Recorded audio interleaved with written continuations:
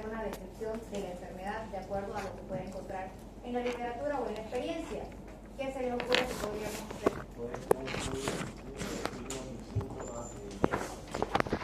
Ya, voy a describir cuáles son los más característicos.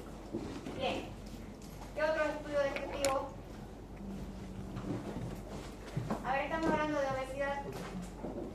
¿Qué estamos copiando del teléfono? Déjenme un ejemplo de estudio descriptivo.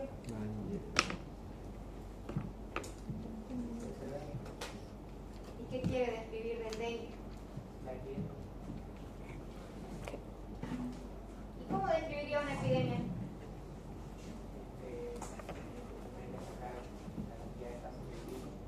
Bien, para que sea una epidemia tiene que ser algo que sea mayor a lo normal. tiene que ser un número mayor a lo esperado dentro de un determinado tiempo. Entonces yo puedo hacer una descripción de la enfermedad del dengue. Busca especificar las propiedades importantes de personas, porque puede ser caso clínico, puede ser un estudio descriptivo de un caso clínico. Un caso clínico de Guillain-Barré, por ejemplo. ¿Se puede hacer un estudio descriptivo de ese caso clínico? Sí. Pero tiene que ser importante para que se pueda hacer un estudio descriptivo real. Puede ser de una persona, de personas, de grupos o comunidades o de cualquier fenómeno que sea sometido a análisis. ¿Cuál es el propósito? Es muy común que el propósito del investigador sea describir situaciones o eventos, es decir, cómo se manifiesta determinado fenómeno, miden o evalúan diferentes aspectos, dimensiones o componentes del fenómeno o fenómenos que van a investigar. Desde el punto de vista científico, describir es medir, es decir, que en un estudio descriptivo se selecciona una serie de cuestiones y se mide cada una de ellas. Por ejemplo, cuando empezaron con la vacunación contra el HPV en Latinoamérica, hubo mucha oposición por parte de los padres de familia, sobre todo. ¿Por qué? Si vieran cómo nos costó ingresar con la vacuna contra el HPV aquí a los colegios.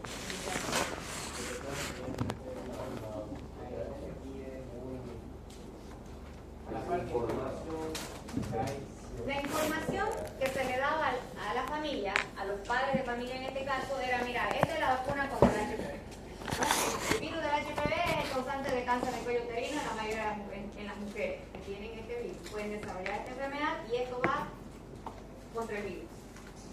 Sin embargo, increíblemente hubo una oposición bárbara. Cuando empezó la primera campaña contra el HPV, recuerdo que mi hijo estaba en edad de recibir la vacuna, pero como era varón no podía. Pero sus compañeras de colegio sí.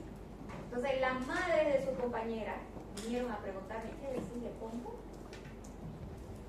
Y la respuesta era: pero claro, por supuesto, ¿cómo no le vas a poner la vacuna? Entonces la respuesta del otro lado era: pero me han dicho que no es buena. ¿Por qué?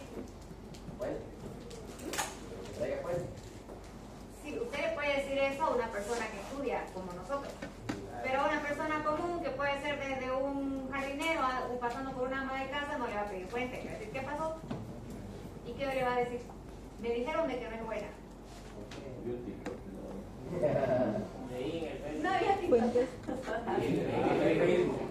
Había Facebook, había redes sociales, creo que WhatsApp, creo que ya había. Bueno, la cuestión es que sucede que en otros países donde empezaron mucho antes con esta vacuna, hubieron casos aislados de Guillain-Barré. ¿Escucharon hablar? Como consecuencia de... Lo atribuyeron. ¿Qué?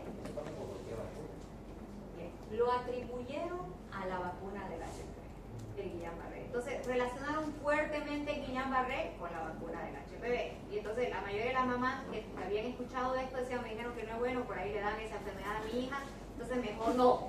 Y muchas de ellas no vacunaron, quitándole la oportunidad de protegerse contra una enfermedad tan seria como es el cáncer de cuello uterino. ¿Bien? Por ejemplo, aquí, en este tipo de efectos secundarios, podemos decirle, se podría hacer un estudio descriptivo para ellos. ¿Y cómo haría un estudio descriptivo para esta vez, para la vacuna del HPV versus Guillain-Barré?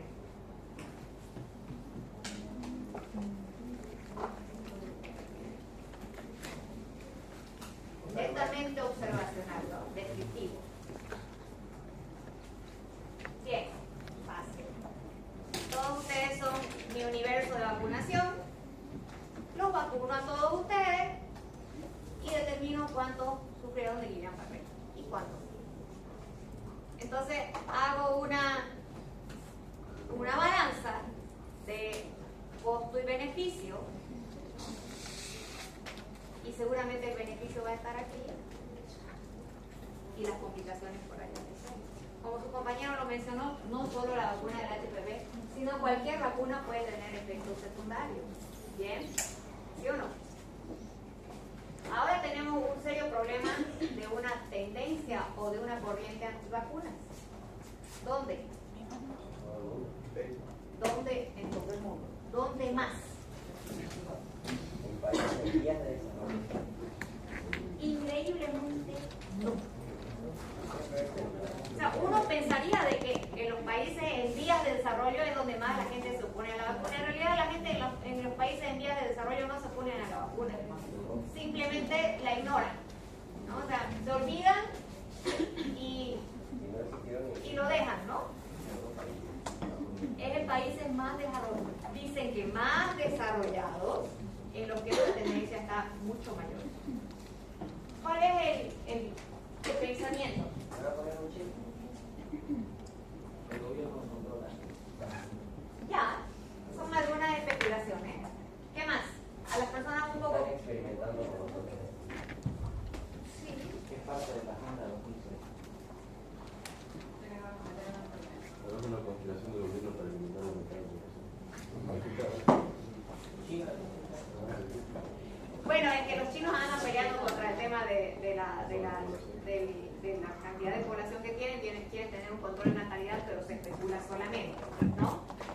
El asunto es el siguiente: la mayoría de las personas que se oponen a esto, y cuando son personas un poco más pensantes o un poco más instruidas, piensan de la siguiente manera, de acuerdo a la descripción que se ha hecho en estudios sociológicos.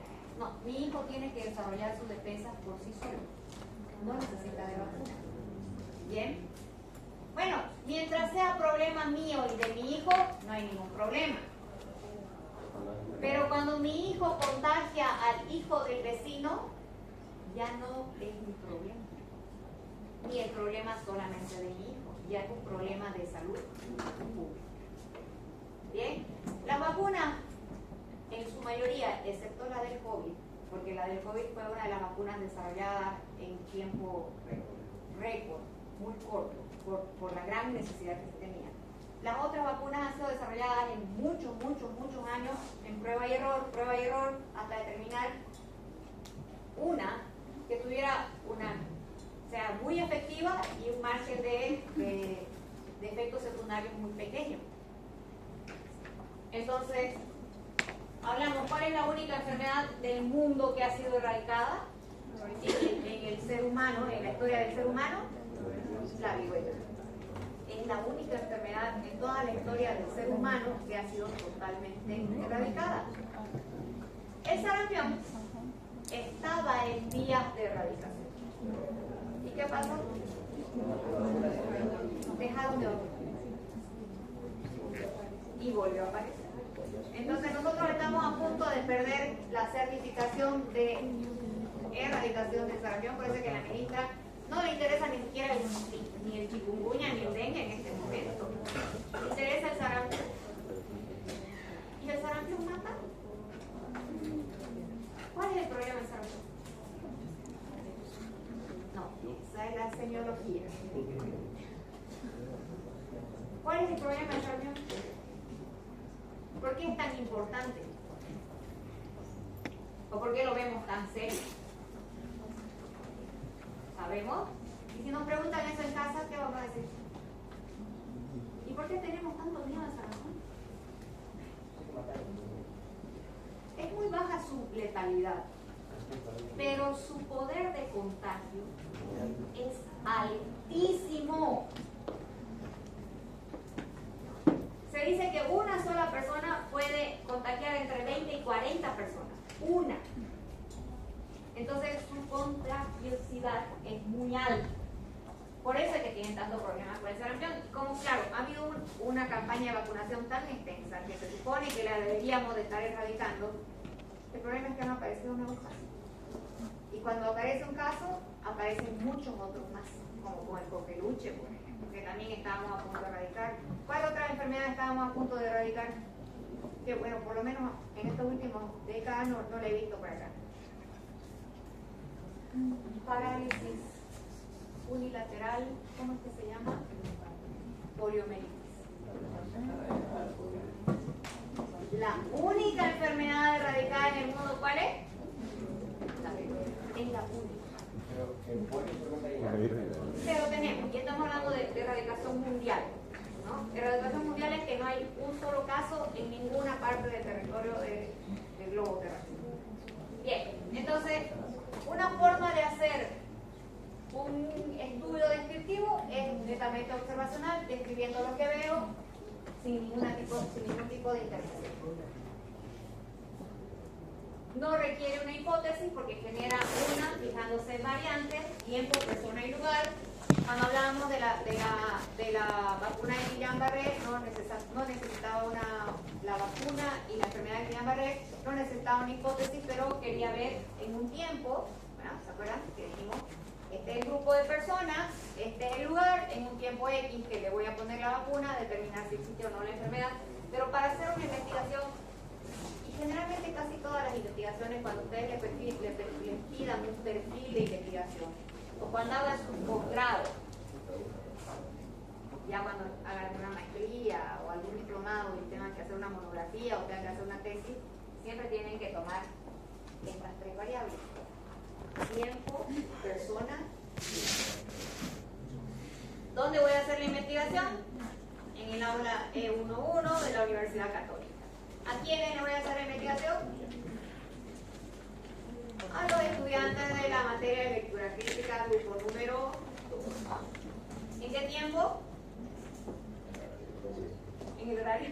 Sí, un poco más largo podemos hacerlo. En el primer semestre de la gestión 2026. Siempre tiene que haber estas tres variables para hacer cualquier tipo de investigación, y la investigación descriptiva no es una excepción. Es bastante fácil realizar un estudio descriptivo, ya que se basa en información que ya existe y encuestas realizadas de cualquier tipo a cualquier persona que te puedes basar, que intentan analizar el vínculo entre exposición y efecto. A ver, otro tipo de investigación que podemos llenar o llevar de forma descriptiva. Descriptiva. ¿Alguna enfermedad que se les ocurra? ¿Cuál? Tuberculosis. ¿Qué queremos describir de la tuberculosis? ¿Algo innovador?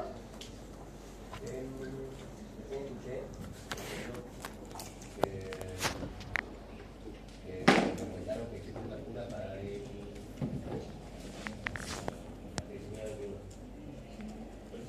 No estábamos hablando de tuberculosis, pero cuando hablamos de trisomía 21 ya solo descriptivo de información que ya existe, ya. Sí, eso ya usted ya hace una intervención, ¿no? A menos que hubiera mucha literatura previa para hacer una descripción de literatura anterior, sí. Volvamos a tuberculosis. A ver, ¿qué queremos describir de la tuberculosis? La tuberculosis, enfermedad endémica, factores de riesgo de tuberculosis. Ya hay inmunodeprimidos. ¿Qué más? Factores de riesgo de tuberculosis. Hacinamiento. Desnutrición.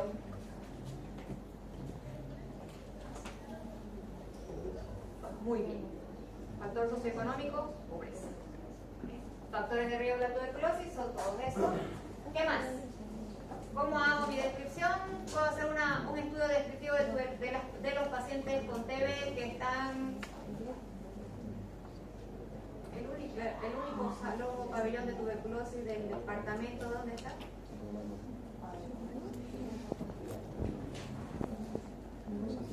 En el San Juan de Dios.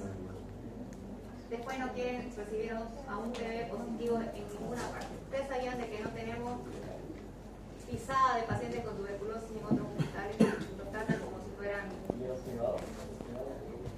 Bueno, en los privados le van a recibir cualquier cosa. Estamos hablando de los pacientes de los hospitales públicos, pero como su compañero muy bien lo dijo, tuberculosis y de la pobreza. Los pacientes con TB difícilmente pueden acceder a una atención privada. Bien. ¿Cuál es la otra patología que no tiene dónde internarse al paciente? Porque no tenemos dónde internar pacientes con tuberculosis. Este es un pabellón chico que hay en el hospital de San Juan. No, eso sí los internan, porque generalmente solamente se requiere su internación cuando ya están en fase SIDA y es más, no es tan difícil de tratar. Y hablo del sistema público. ¿Ustedes sabían que las enfermedades de salud mental, las enfermedades psiquiátricas, si yo tengo un paciente psiquiátrico no tengo dónde internar?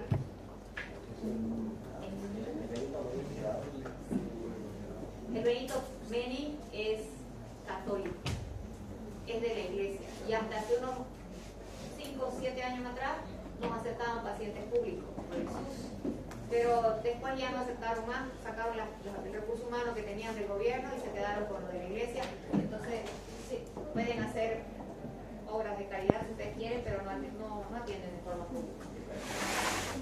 ¿Así? Bien. Entonces,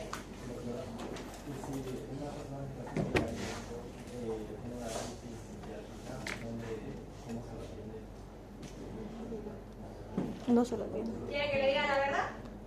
No se lo atiende. O sea, lo cedan en la emergencia y después se lo devuelven a la familia y le dicen que tienen que buscar dónde llevarlo porque no tenemos dónde regresar. No se lo atiende.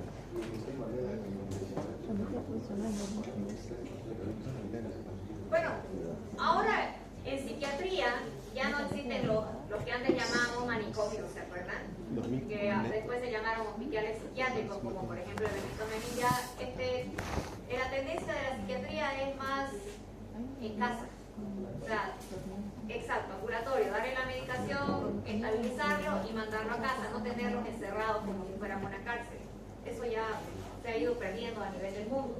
Sin embargo, hay algunos pacientes que requieren de alguna manera tener un cuidado agudo por una crisis de... A ver, ¿de qué se le ocurre? De esquizofrenia. Bien, no tenemos de forma...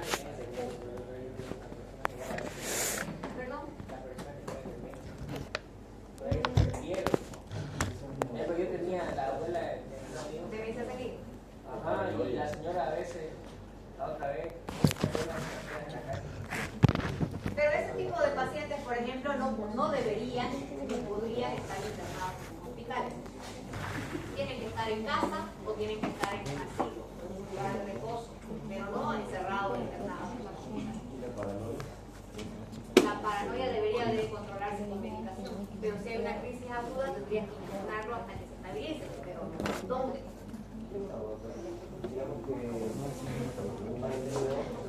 Silencio.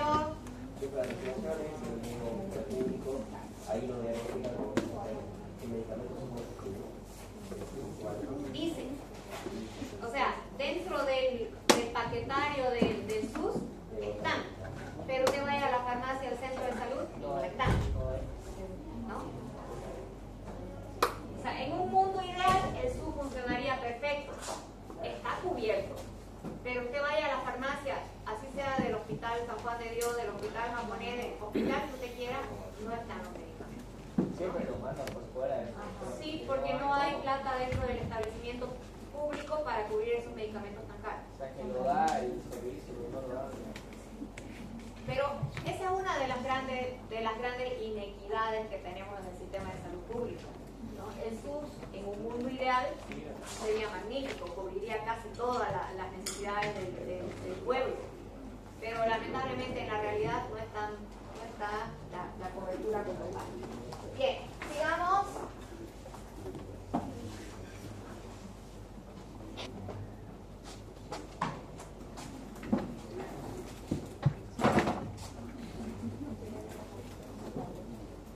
Los criterios de clasificación en los diferentes tipos de estudios sustentan finalidad del estudio, secuencia temporal, pueden haber estudios analíticos descriptivos, puede ser transversal o longitudinal en la secuencia temporal, El control de la asignación de los factores de estudio puede ser experimental o observacional, en este caso es descriptivo y observacional, y en el inicio del estudio en relación a la cronología puede ser prospectivo o retrospectivo. A ver, ¿qué es prospectivo? De aquí hacia el futuro, ¿no? Voy a estudiar los casos de dengue desde la gestión 2016, a partir de hoy, 26, perdón, a partir de hoy hacia adelante. Retrospectivo, hacia atrás. Quiero ver las gestiones de 2024, 2025 y 2023, ese es un estudio retrospectivo, para atrás. ¿Qué es transversal? Es, como dicen los que se dedican a la investigación, es una fotografía temporal. Ahora, en un tiempo determinado, en este momento. Bien, cuando hablamos de un estudio longitudinal, es de mucho tiempo y puede ser prospectivo o puede ser retrospectivo, pero es en un tiempo mucho más prolongado. Cuando lleguemos investigación de cohorte, por ejemplo, vamos a ver un claro ejemplo de los estudios longitudinales. En cuanto a los estudios descriptivos, tenemos reporte de serie de casos. Describe la experiencia de un individuo o de un grupo de individuos con algún diagnóstico o alguna característica similar. Esto permite poder agrupar a los individuos. A partir de ello podemos o no generar hipótesis. Gracias a esto muchas veces nos podemos dar cuenta de presencia de nuevos casos o que nuestras hipótesis son falsas o verdaderas. Lo malo de un estudio descriptivo es que casi no tenemos evidencia. Permite dar sugerencias o consejos, se puede hacer un reporte de caso individual y una serie de casos de 2 o más individuos, por lo general de hasta 10, son usados en casi todas las enfermedades.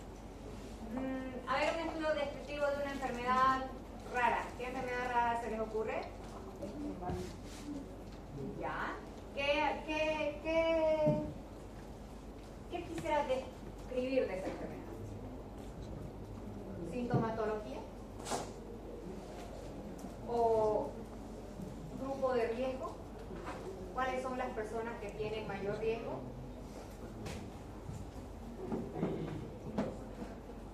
¿Cómo? Ayúdeme, porque no lo recuerdo.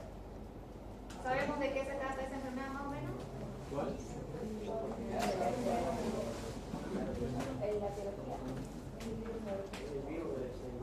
El Epstein-Barr. ¿Y cuál es su sintomatología? Fatiga, fiebre, inflamación de la garganta. A niveles clínicos. ¿Y los factores de riesgo?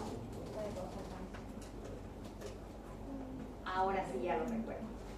Es un factor de riesgo para cáncer, sobre todo para el linfoma de Hodgkin. Bien, sí. Ahora sí ya lo recuerdo. Bien, por ejemplo, ahí está.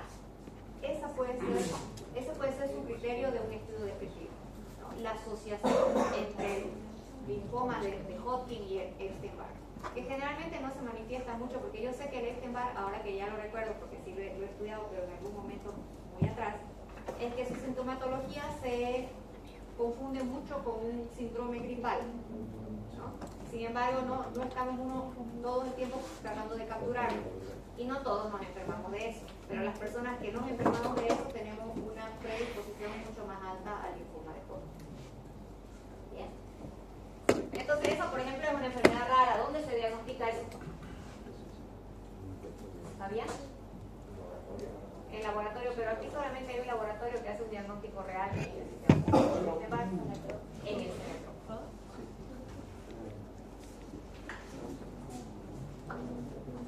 Estudios de prevalencia. Estudios individuales que escriben una serie de variables en una población determinada y en un momento determinado. ¿Qué es incidencia?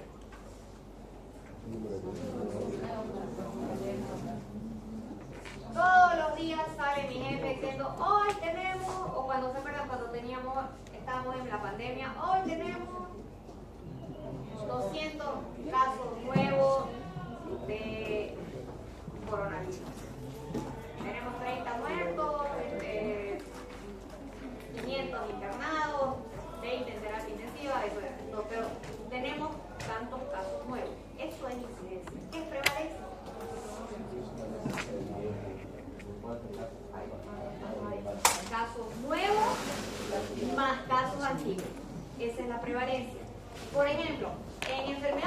crónicas no transmisibles como la hipertensión.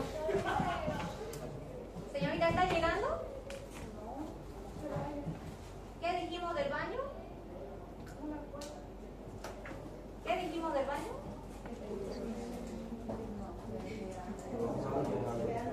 Que tenemos que ir antes de entrar a clase.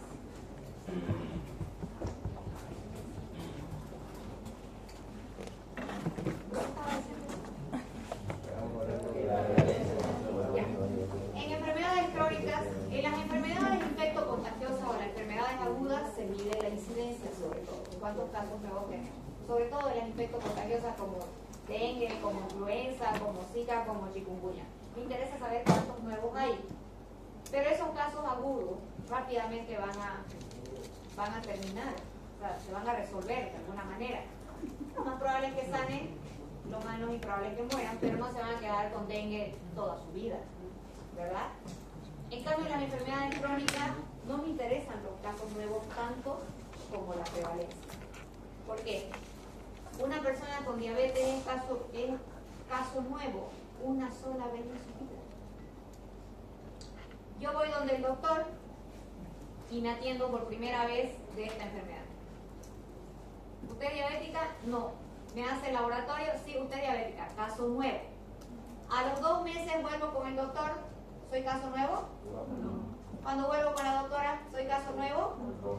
Cuando voy a otro país y me atiendo con la doctora, ¿soy caso nuevo? Soy siempre caso nuevo. Caso nuevo es cuando se capta una enfermedad por primera vez. Estamos hablando de enfermedades crónicas. Se supone que nosotros tendríamos que tener una historia clínica única. No existe. O sea que cuando voy con el doctor soy caso nuevo, me cambio de ciudad y voy con la doctora, soy caso nuevo otra vez. O sea, no porque esté bien, de hecho porque está mal, pero debería ser caso repetido siempre. ¿Usted tiene diabetes? Sí, tengo diabetes, ¿sí? Pero no hay una historia clínica mundial. No hay ni nacional, ni departamental. Por eso es que soy caso nuevo con usted y soy caso nuevo con su compañero. ¿Bien? Pero en realidad los enfermos crónicos son casos nuevos una sola vez, la primera vez la que se diagnosticó la enfermedad. Por eso es que nos interesa como enfermedades crónicas, por ejemplo, la prevalencia. Bien, los estudios individuales describen una serie de variables en la población determinada y un momento determinado. Una población que presenta una característica o evento determinado en un momento o en un periodo determinado se puede estudiar. Por ejemplo, en un estudio se observará la presencia del dolor en la rodilla en una comunidad y al mismo tiempo la relación con la obesidad. Se comparará la proporción de personas que son obesas con las que tienen dolor de rodilla y las que son obesas con las que no tienen dolor de rodilla, y gracias a eso se pudo ver que la obesidad es una consecuencia del dolor de rodilla, en realidad el dolor de rodilla debería ser la consecuencia de la obesidad, debido a que por la obesidad el paciente no puede realizar ejercicio. ¿Ustedes piensan que por la obesidad el paciente no puede realizar ejercicio? Por la obesidad presenta dolor de rodilla. Y por el dolor de rodilla no puede hacer ejercicio. O sea, es una cadena. Con el tema de la obesidad es una cadena. Pero no deja de ser una decisión. Pero no necesita solamente mover las rodillas para tener actividad física. ¿Qué otra actividad puede hacer? Bueno, la mayor parte de la actividad física requiere tus miembros inferiores, pero puedes hacer otro tipo de actividad física, como por ejemplo, sí, lo ideal sería la hidrogimnasia, la natación, pero no todos tenemos acceso a una piscina. Bien, ¿qué otro tipo de actividad física podemos ofertarle o sugerirle a un obeso, por ejemplo? Es que al caminar usted carga la mayor parte, carga todo su peso de sus miembros inferiores. ¿Acostados se pueden hacer ejercicio? Sí, se pueden hacer ejercicio, donde no haya una recarga de todo su peso en sus miembros inferiores. Puede hacer con peso más chico incluso en sus miembros inferiores. inferiores, superiores, abdominales, espalda, pilates se llama aquí. Pero si no hay acceso a la piscina, peor el pilates inferior, ¿no? O ustedes me pasan el gato de un pilates no va a ver. Yo no sé por qué es tan caro.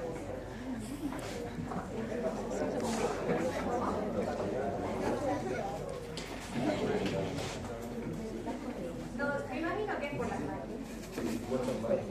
Debe ser clara la mano. ¿Cómo?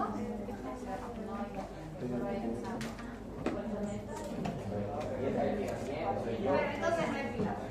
Le dicen, pero no es pilates. Porque el pilates como tal tiene que tener. A ver, silencio, ya vamos a acabar. Estudios de incidencia. En estos estudios se describe una serie de variables en una población determinada que es seguida a lo largo del tiempo, así de ser posible, y marcando cómo va cambiando el individuo. Ejemplo, cómo el color de la piel va cambiando durante el tiempo. ¿Cambia el color de la piel? ¿Se vuelve más clara? No. ¿Se vuelve más oscura? O más bien van apareciendo algunas partes que están un poco más oscurecidas, manchas que ¿sí o no? Estudios de color, variables que no son individuos, pero que son en color. Por ejemplo, cómo la población se ve dañada por el consumo de cigarrillos y de esta manera tomar decisiones a nivel de la población sobre todo el ámbito de salud. Todas las repercusiones que puede tener el consumo de tabaco y ahora del vape. ¿Qué pensamos del vape? ¿De qué sabor utilizamos el vape?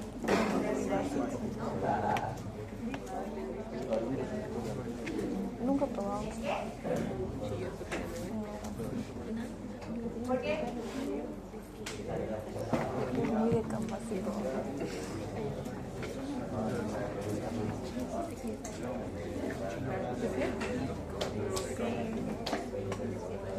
Creo que son vacaciones. Ya hay estudios.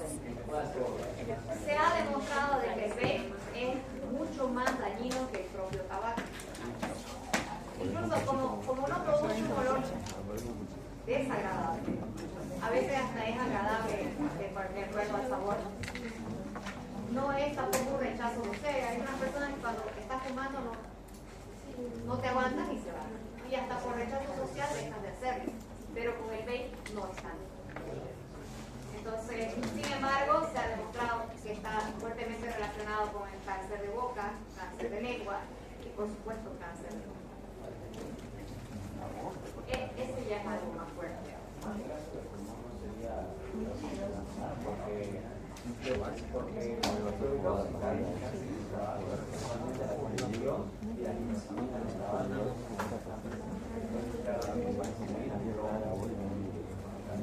Y esos son factores de riesgo para el cáncer, no solamente de pulmón,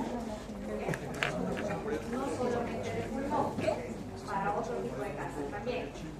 Bien, estudios transversales, silencio, se basan en encuestas para lograr determinar qué está pasando en momentos dados, en un grupo determinado, ejemplo, encuesta de población vieja y a la población joven, para determinar una variable en particular.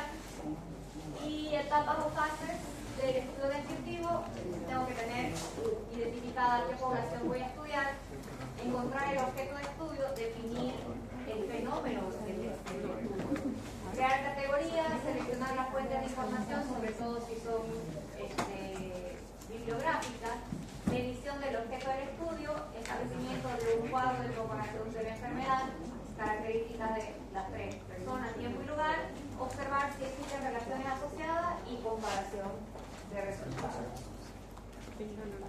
Ventajas de los estudios descriptivos son baratos, no se necesita mucho. Sobre todo eso, fáciles de diseñar, fáciles de realizar, fáciles de repetir, sobre todo porque se realiza además con estudios analíticos. Las limitaciones, sobre todo, no se puede establecer relaciones causales, no permite llegar a conocer el cálculo real, no informa sobre asociación real entre variables, lo máximo que permite es informar sobre la relación o asociación que parece existir.